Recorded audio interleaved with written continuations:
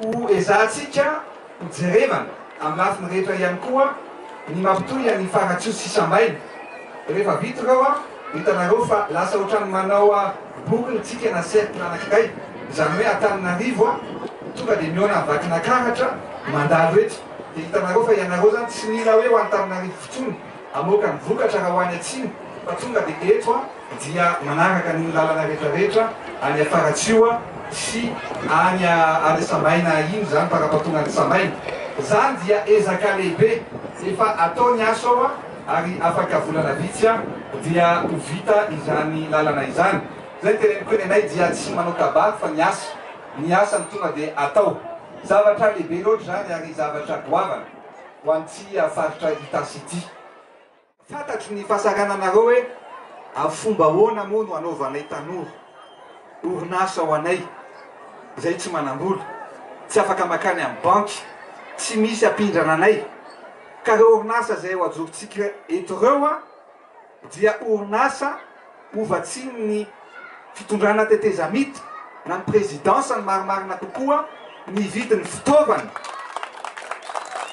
dia ianareo tanora ty amin'ny faritra Itasy na ny eto Ampefy no hanao fifaninanana dia ianareo no hitatana an'izany orinasa izany ataontsika manana ny lazany ity faritra Itasy ity na ny eto Ampefy faly sa tsy faly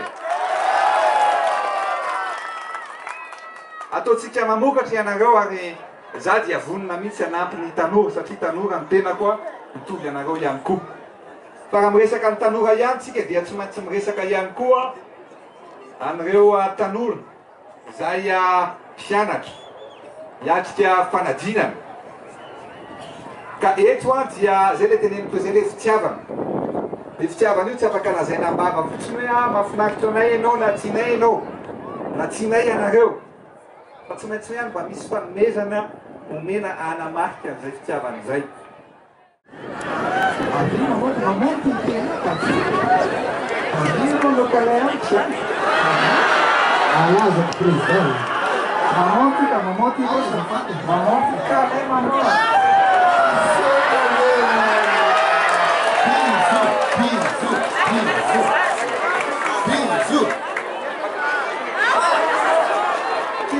Maman. Ai, bonjour. Monsieur le Président, nous mettons le pied de président. Salut. Assina quelqu'un au président sur le livre. Voilà, très bien. T'as quand même un mot de mec. Ah, je vais.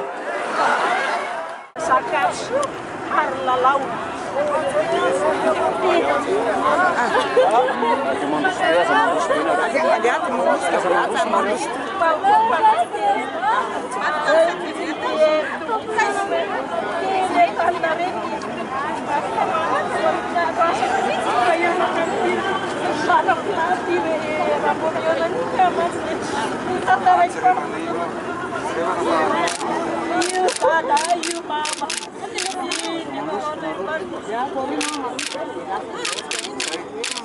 Di maionesa ada matoce no fa